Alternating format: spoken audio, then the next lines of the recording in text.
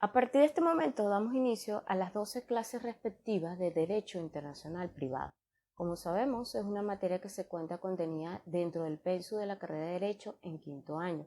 Mi nombre es Yetsenia Campos y soy docente en esta área, y aparte de mi persona estarán dos profesores más donde vamos a tratar de explicarles de manera concisa y de manera clara una serie de reglas específicas que ustedes tendrán que también investigar para poder tener las bases de la materia. Por el momento vamos a dar inicio con lo que sería el tema 1.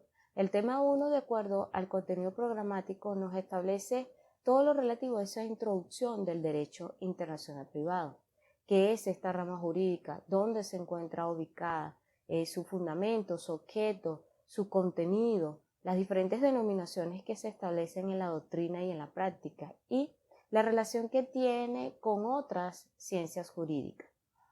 Voy a tratar de esgrimir toda esta clase completa a través de esta definición que me gusta establecer en todas mis clases y dejar en claro. Esta es una definición o una conceptualización de índole genérico, y como pueden ver por aquí, es la rama del derecho privado que tiene por objeto el estudio y determinación del ordenamiento jurídico que debe ser aplicado en una relación específica de la vida privada y que tiene involucrado uno o más elementos extranjeros, proporcionando de esta manera una armonía de soluciones.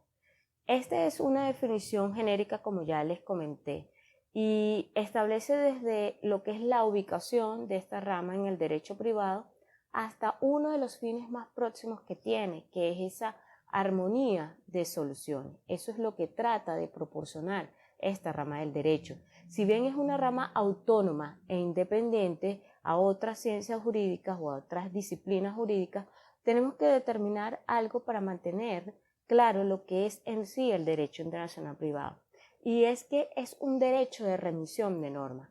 Este término específico sobre lo que es el derecho de remisión de normas lo vamos a estar escuchando constantemente. ¿Por qué? Porque para algunos tratadistas incluso nos hablan de que es un derecho atributivo de normas o un derecho distributivo de competencia también.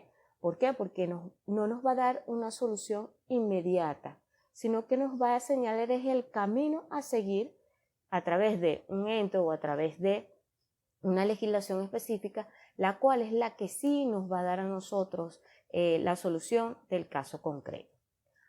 Por ahora vamos a tratar de utilizar lo que es ese aspecto de la lógica jurídica para nosotros poder explicar esa conceptualización genérica y llevarla allá a un ejemplo claro que nosotros podamos visualizar.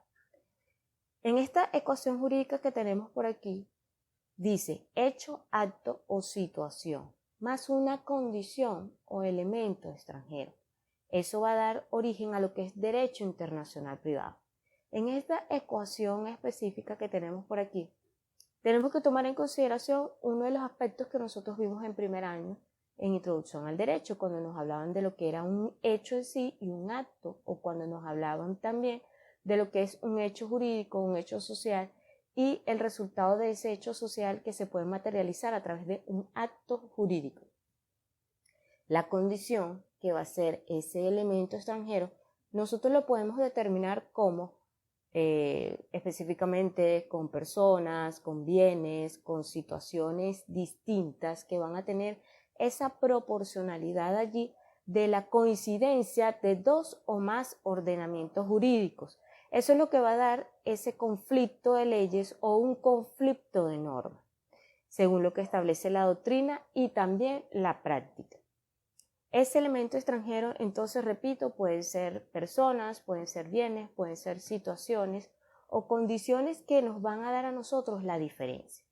Cuando ubicamos lo que sería ese hecho social o ese hecho jurídico que nos va a llevar al acto jurídico como tal, vamos a poner un ejemplo claro. Cuando nosotros hablamos del matrimonio, algo tan sencillo como el matrimonio, el divorcio, la adopción, nosotros sabemos que son instituciones jurídicas de orden civil, y si a nosotros se nos plantea una situación en esta área, nosotros decimos, ok, es derecho civil uno persona, si lo llevamos a las materias que nosotros conocemos dentro de la carrera de derecho. pero a nivel práctico teníamos que determinar ciertos aspectos. Tanto el matrimonio como el divorcio, como la adopción, entre otros, son hechos civiles, pero son hechos de la vida privada. Son hechos que pueden estar o están relacionados con los particulares y las personas naturales. Esto es algo que tenemos que tomar en consideración para hablar de esta materia. Evidentemente, estudia o se regula a través de los particulares, las personas naturales o las personas jurídicas. Nosotros tenemos que dejar a un lado esos sujetos de derecho internacional público. Cuando nosotros hablamos de esos sujetos de derecho internacional público, decimos que está por excelencia el Estado y los organismos internacionales, además de los otros sujetos de derecho internacional público. Aquí nosotros nos vamos a mantener en el radio de acción de los particulares.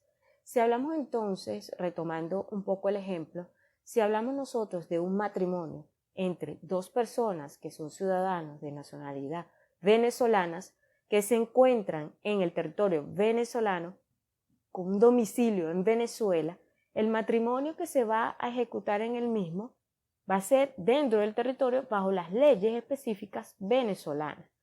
Hasta el momento no tendríamos problema y decimos es derecho civil. Pero si nosotros le vamos ahora a incorporar un elemento extranjero, y es que esos dos ciudadanos venezolanos, uno de ellos se encuentra ahora residenciado en Perú. ¿Y qué sucede aquí? Aquí sí vamos a decir que estamos en presencia del derecho internacional privado cuando ese ciudadano venezolano que se encuentra en Perú decide interponer una demanda de divorcio y se pregunta, entonces, ¿ante qué tribunal voy yo a interponer ese divorcio? Algo que sucede mucho cotidianamente para nosotros los venezolanos con el tema migratorio que sabemos que no es secreto para nadie, que está cada día en mayor aumento. Les leo por aquí lo que sería la Ley de Derecho Internacional Privado, que es nuestra ley para nosotros hablar sobre esta materia. Más adelante les voy a explicar en la próxima clase, cuando hablemos de las fuentes, qué es en sí esta ley y cómo la vamos a utilizar. Por el momento, quiero que tomen en consideración el artículo 23. Se los leo. El divorcio y la separación de cuerpos se rigen por el derecho del domicilio del cónyuge que intenta la demanda. En este caso, habíamos comentado que el que quiere intentar la demanda es ese ciudadano venezolano que se encuentra en Perú. Aquí tenemos una parte en este artículo.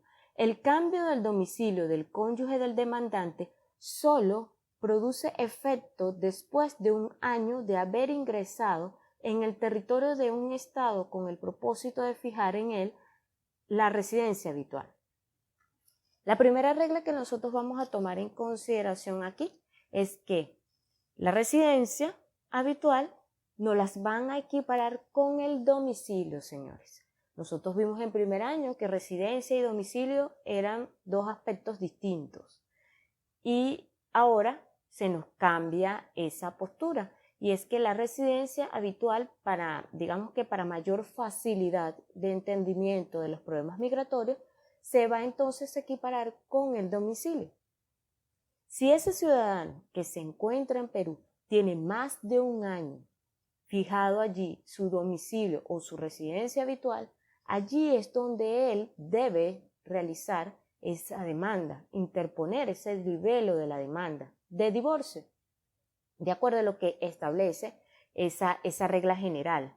Por eso les coloco este ejemplo para poderlo visualizar de manera clara.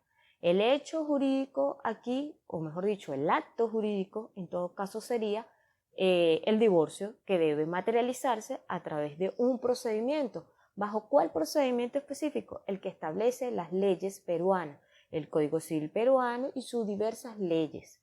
Bien puntual, para que él pueda ir a la jurisdicción, en todo caso, peruana. Hago también aquí otro paréntesis con otra regla específica. Hablamos de el domicilio o la residencia que se equipara al domicilio. Decimos que por lo menos nuestra ley nos establece como regla general que debe tener un año allí fijado ese domicilio para poder intentar esas acciones, aquí en este caso de divorcio o de separación legal de cuerpos. El otro aspecto que tenemos que tomar en consideración es que aquí existe una coincidencia de dos ordenamientos jurídicos, como vemos por aquí, que sería ese elemento extranjero. ¿Por qué? Porque existen leyes venezolanas y existen leyes peruanas. Nosotros sabemos que tenemos nuestro Código Civil venezolano y que depende de las condiciones que establece ese Código Civil venezolano o, en tal caso, de acuerdo a las condiciones específicas que establece también el Código Civil peruano, es donde nosotros vamos a encontrar la respuesta. Por eso entonces que decimos que este derecho o esta rama específica de internacional privado va a ser eso, una remisión de normas y nos va a indicar, bueno, sí, es aquí, es el derecho peruano el que tienes que utilizar en este momento determinado. Cuando ya esa persona o ese ciudadano venezolano que interpone un libelo de demanda ante una jurisdicción de otro estado por tener allí su domicilio habitual, debemos tomar en consideración también otros aspectos, que eso ustedes lo verán más adelante, cuando toquemos lo que sería el tema de la posibilidad de ejecutar una sentencia extranjera. Cómo se ejecuta esa sentencia extranjera a través del procedimiento del exequatur y ese procedimiento como tal va a ser la homologación de esa sentencia extranjera. ¿Por qué? Porque esa sentencia que se dé allá en Perú va a tener intereses aquí también en Venezuela. Esa sentencia debidamente legalizada y apostillada debe ser ejecutada a través de ese procedimiento que veremos más adelante aquí en Venezuela. Y de acuerdo a ciertas limitaciones que también veremos más adelante, se puede o no ejecutar en todo o en parte, porque recuerden que las sentencias se pueden, en este caso, ejecutar en todo o en parte. ¿Cuál es el interés que tendría aquí en Venezuela? Ese otro cónyuge que es venezolano, que se encuentra residenciado aquí en Venezuela, que tiene su domicilio habitual aquí en este territorio y que quizá también existe bienes aquí situados en Venezuela y entonces se tiene que tomar en consideración la ley venezolana para el momento en que se pueda dar la partición de esos bienes específicos de la comunidad conyugal. Como pueden darse cuenta, aquí, de acuerdo a esa ecuación, nosotros ya pudimos distribuir lo que sería un ejemplo de carácter práctico y con las reglas básicas hasta el momento que vamos formulando.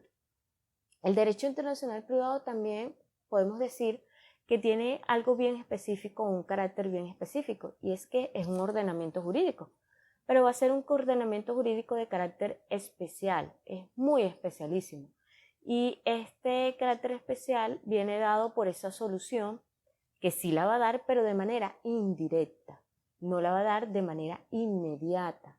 Esta competencia que le va a entregar a otro ente, como vimos aquí, a una jurisdicción distinta, que no es la nacional, tiene que resolverse a través de una ley distinta. Y esa sería su misión principal, distribuir esa norma. Y por eso se habla de ese conflicto o choque de normas o choques de leyes. Para eso, los autores o los tratadistas aseguran que esto es como una especie de recurso, una especie de metodología distinta y propia de él. Para hablar del derecho internacional privado, nosotros tenemos que tomar en consideración que tenemos normas formales y también tenemos normas materiales.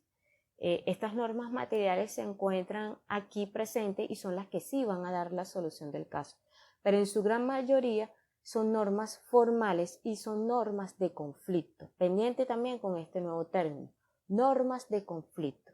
Más adelante también vamos a ampliar un poco sobre lo que sería esa teoría de la norma de conflicto que va a describir lo que sería la estructura jurídica de esta norma.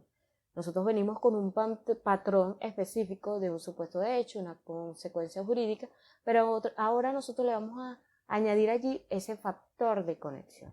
Cuando nosotros hablamos aquí del domicilio, de acuerdo a nuestra ley interna, el domicilio es un factor de conexión. Va a ser esa condición allí específica para poder tratar de una u otra manera, ubicar esa solución del caso concreto. hay algo bien específico que nosotros tenemos que tomar en consideración. Si recordamos la ecuación del hecho y la condición que da origen al derecho internacional privado, también podemos decir o lo podemos describir de una manera más fácil, es que tiene presupuestos. Nosotros sabemos que en derecho los presupuestos son requisitos sine qua non, son requisitos que no pueden faltar. Si falta en este caso el presupuesto sociológico, nosotros no estamos en presencia del derecho internacional privado, o viceversa, si nos falta ese presupuesto jurídico, tampoco estamos en presencia del derecho internacional privado.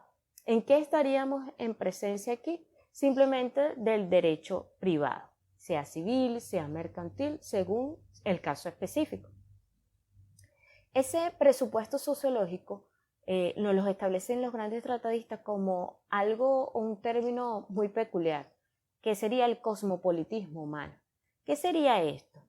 Y sería simplemente esa forma o esas relaciones que tienen los individuos o los ciudadanos que estamos dentro de la comunidad internacional. Nosotros sabemos que como ciudadanos venezolanos nosotros podemos, si no tenemos limitación legal alguna, trascender fronteras, ir a cualquier otro país y residenciarnos de manera voluntaria en él. Ese aspecto del cosmopolitismo humano va de la mano con lo que sería también aspectos de carácter migratorio, con esa relación que tienen los estados entre sí, pero desde el punto de vista de los ciudadanos, desde el punto de vista de los particulares, repito, ya sean naturales o personas jurídicas, porque también nosotros podemos decir y estar en presencia de un caso de derecho mercantil. ¿Cómo? Bueno, una empresa que se encuentra constituida en Venezuela, pero que también desea abrir una agencia específica ¿en dónde? En el exterior. O simplemente esa empresa que está constituida aquí en Venezuela desea firmar tratados específicos, o contratos específicos, repito, contratos específicos, no tratados, porque estamos hablando de personas jurídicas, corrijo allí, suscribe en todo caso un contrato sobre X materia, por ejemplo, de transporte, y esa otra empresa se encuentra en otro país. Es lo que nosotros conocemos comúnmente como esas empresas transnacionales. Todo ese proceso de comercio internacional también está aquí inmerso en esta rama del derecho internacional privado. Repito, personas naturales y jurídicas de orden privado. Cuando nosotros entonces decimos de ese presupuesto sociológico que tiene que estar allí inmerso en la situación, hablamos dentro de lo que sería ese aspecto de esas relaciones entre los ciudadanos que van y vienen a otros países. Ese presupuesto jurídico que también tenemos aquí inmerso en la relación es lo que nosotros vamos a hablar o vamos a llamarlo como una diversidad legislativa. Esa diversidad legislativa va a ser ese choque de normas o esa colisión de normas o esa colisión de leyes. Cuando nosotros vimos en el ejemplo pasado, si lo retomamos un poco y decimos, ok, existen leyes venezolanas, pero también existen leyes peruanas. Esa diversidad de normas que están allí es lo que da entonces ese compendio del presupuesto jurídico. Hay un choque de normas. Lo que decíamos con las empresas. Bueno, la empresa que está constituida en Venezuela en su momento quiere firmar un contrato en específico con una empresa que está constituida en Ecuador, pero ese contrato se va a ejecutar en Panamá. Eso también sería un ejemplo de derecho internacional privado. ¿Cuáles serían los elementos extranjeros allí inmersos? Nosotros sabemos que están las leyes venezolanas, pero también están las leyes, según este caso, ecuatorianas y las leyes panameñas, que nos van a determinar el radio de acción hasta dónde puede llegar ese contrato que van a firmar esas partes, esas empresas que se encuentran constituidas en diferentes estados. No es lo mismo hablar el lugar de la constitución del acto o hablar también el lugar de la ejecución del acto. Esos son factores de conexión que veremos más adelante. Entonces, retomando, esos serían los dos presupuestos necesarios para hablar del derecho internacional privado.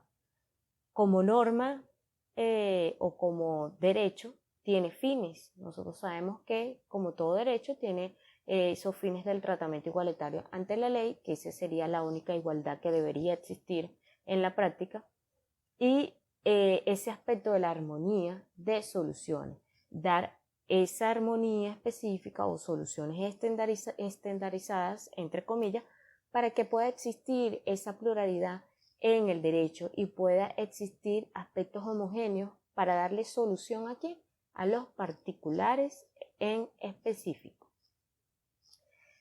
Tomando en consideración ciertos aspectos que ya sabemos dónde está ubicado entonces esta rama, quiénes serían los sujetos inmersos en la relación, cómo se da esta relación y por qué se habla de que es un derecho distributivo y atributivo de normas, de competencia. Tenemos que tomar en consideración también un aspecto. Cuando hablamos del contenido, cuando nosotros hablamos del contenido del derecho o de cualquier derecho, nosotros decimos, ok, ¿qué estudia este derecho? ¿Y qué es lo que nosotros vamos a estudiar aquí? Los conflictos entre esos particulares, pero son conflictos de carácter internacional. Y estos conflictos se van a dar para que nosotros podamos elegir la ley aplicable, para que nosotros podamos decir si este es el órgano de la jurisdicción específica que va a llevar el caso. Este es la lex fori o la lex causae que se va a tomar en consideración. Nuevos términos también por aquí, nuevas reglas. Lex fori, lex causae. Lex fori, la ley del foro o la ley nacional. Nuestra lex fori es la ley venezolana.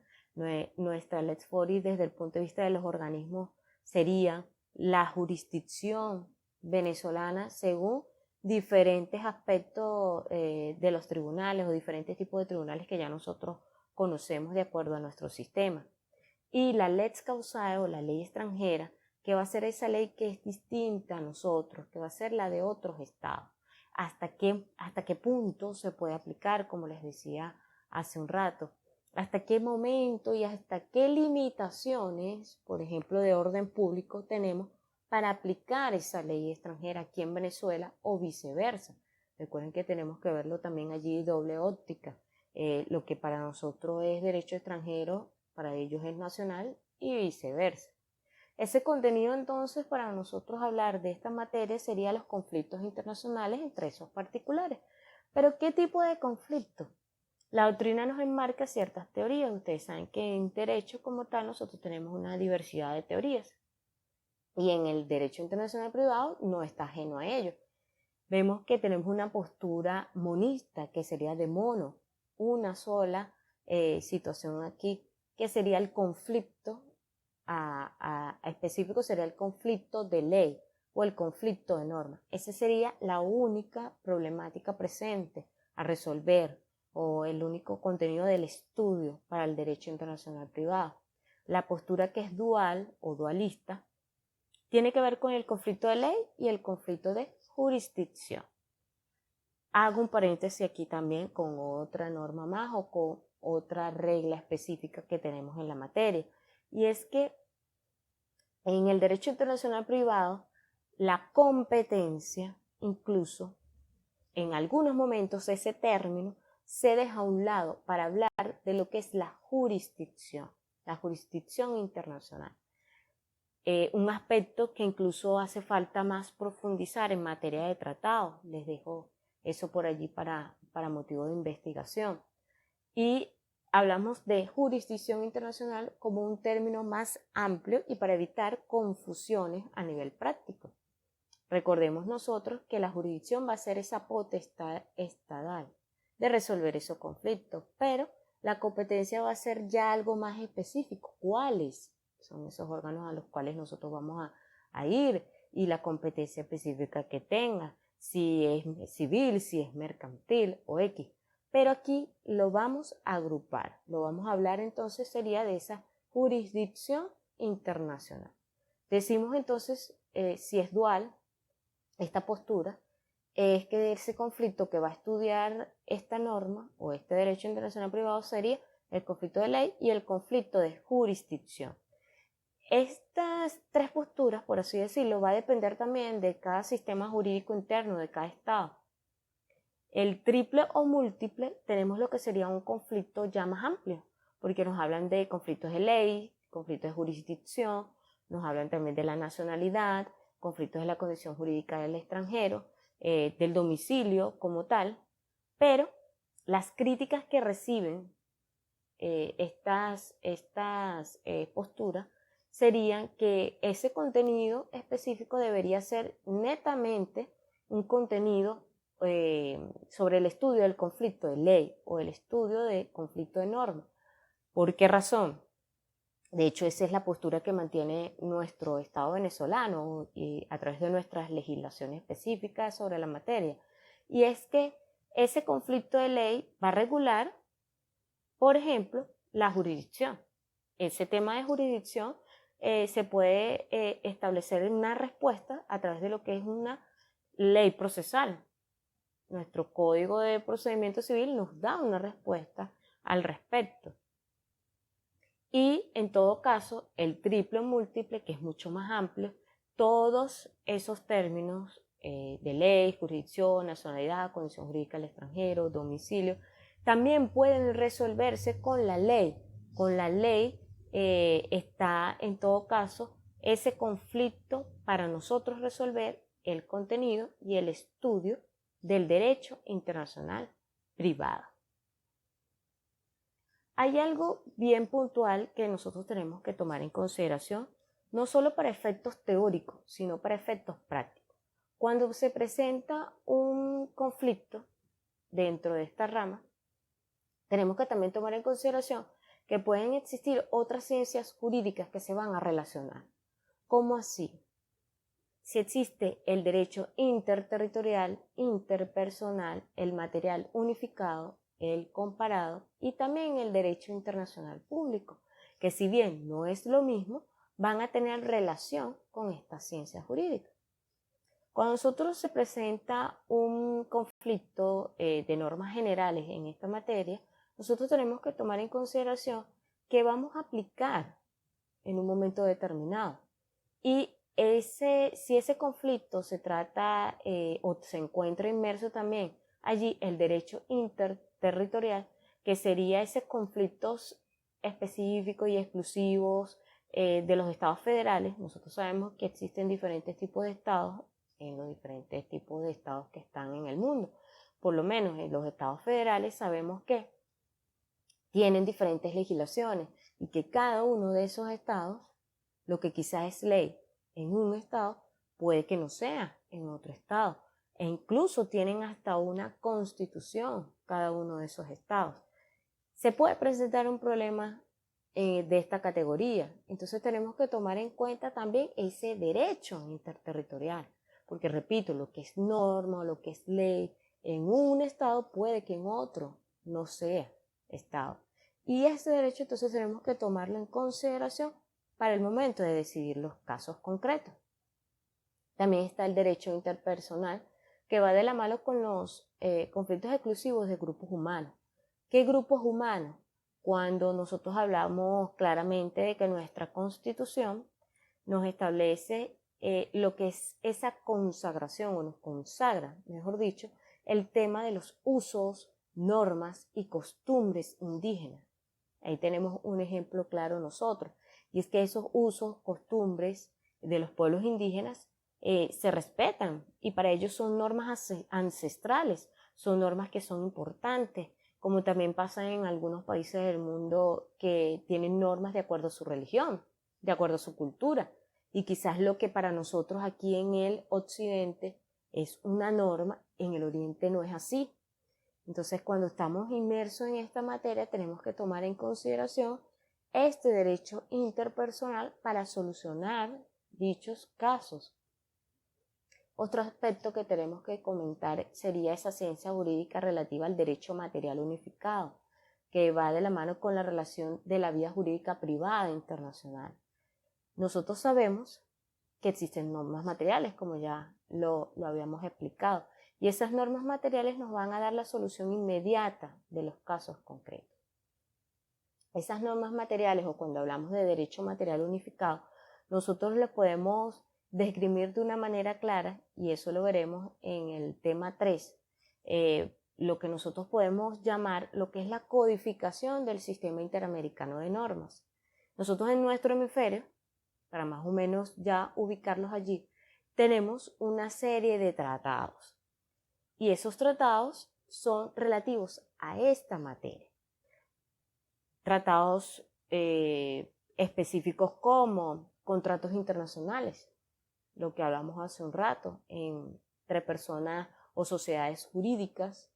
Tenemos tratados también de adopción, tratados de restitución de menores o de tráfico de menores, y todo ese compendio de normas que están allí, que tienen normas formales por ser normas de conflicto y por mantener un método plural también, porque es la base de esta rama del derecho. También se encuentran normas materiales, y allí es donde nosotros vamos a decir que es un derecho material unificado y que tenemos que tomar en consideración para resolver en su momento dichos casos. También tomamos en consideración algo que es maravilloso. A mí me encanta hablar del derecho comparado, y podríamos dar horas de clases nada más con lo que sería el aspecto del derecho comparado. ¿Por qué? Porque es un método que nos va a dar la solución también de ciertos aspectos en estos casos. ¿Por qué? Porque va a construir técnica, modo de aplicación y la interpretación del mismo. Si decíamos que hay un conflicto de normas, un conflicto de legislación, nosotros podemos decir que hay dos o más leyes, o mejor dicho, dos o más ordenamientos jurídicos que se van a estar aquí inmersos. Recuerden algo, el Código Civil venezolano tiene una directriz específica que, por muy parecida que sea al Código Civil colombiano, no es lo mismo. ¿Por qué? Porque nosotros sabemos que en Colombia tienen un órgano legislativo que también emana las leyes, y que en este caso emana ese código y tiene una forma distinta de realizarlo, y tienen un proceso, como nosotros lo llamamos también, un proceso de creación de normas jurídicas, que es totalmente distinto al nuestro. O incluso nosotros podemos decir que, por muy parecidos que sean estos códigos en nuestro hemisferio, o si los comparamos con el Código Civil italiano, el español, de acuerdo a lo que sería ese aspecto del Código Napoleónico, que nosotros sabemos que esa es nuestra base, por muy parecidos que sean, no solamente el Código Civil, sino las legislaciones en general, no son las mismas. Entonces allí es donde se presenta ese problema de esta rama del derecho, como habíamos comentado desde un principio. Y eso nos los ayuda a resolver esta ciencia auxiliar, que sería el derecho comparado. Como ciencia auxiliar nos va a dar respuesta. Recuerden algo, que nosotros podemos decir una máxima en lo que serían esos principios procesales. El juez siempre sabe de derecho, ¿ok? Él sabe de derecho, pero de su derecho, de su lex fori, de su derecho nacional, en este caso del venezolano. Pero tiene que, si tiene en su despacho un caso sobre legislación puertorriqueña, él tiene que investigar, analizar e interpretar la posibilidad de aplicar ese derecho puertorriqueño aquí en Venezuela.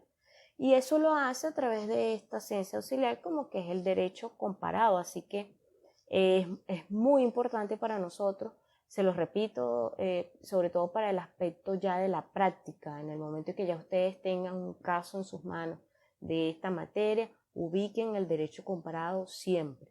Investiguen, analicen qué posibilidades hay o no de aplicar dicha norma, si existen o no instituciones desconocidas, si existen o no instituciones parecidas, si el orden público internacional nos lo permite o no aplicar ese derecho extranjero aquí en Venezuela o viceversa.